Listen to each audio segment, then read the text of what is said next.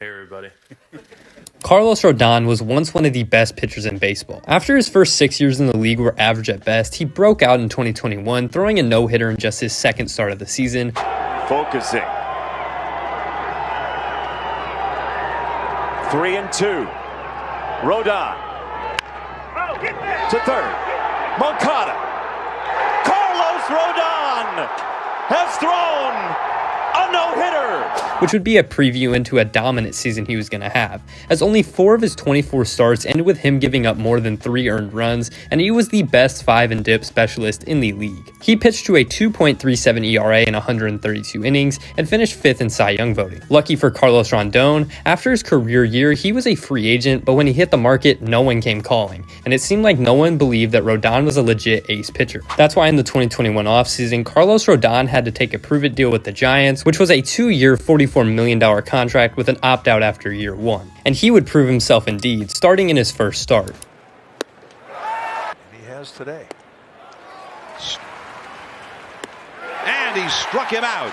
And this wasn't just one start, because his first 6 were absolutely insane, with a 1.80 ERA and 53 strikeouts with 2 12-strikeout games. And by July, Rodon had a 3 ERA and a 2.28 FIP, and he would finish the year strong with 5 more games with double-digit strikeouts and get the 6th spot in the NL Cy Young voting this time around. And when he opted out of his contract once again, and this time Rodon had to get paid.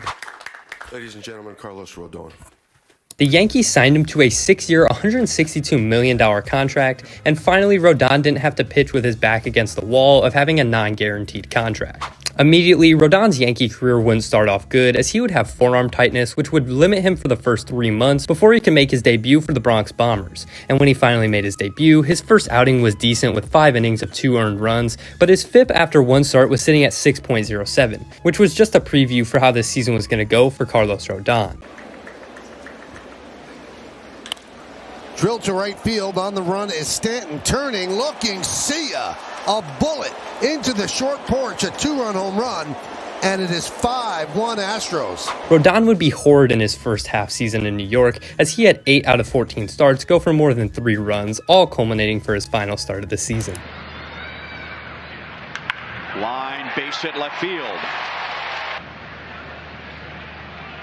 Salvi hits it to the gap. Here comes Garcia. Here comes Junior, and the Royals take it against the Tigers. Early runs. Oh! Belted to deep left field. Make it a 4-run first inning.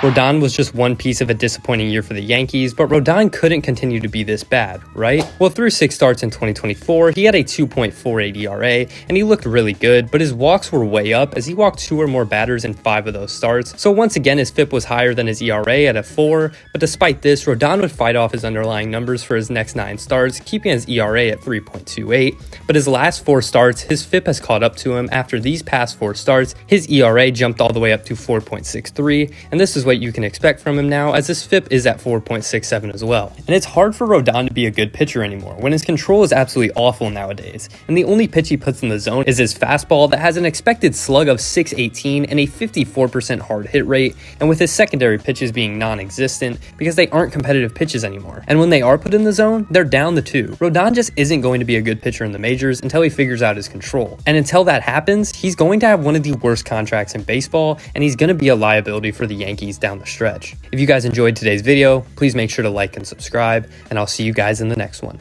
Peace out.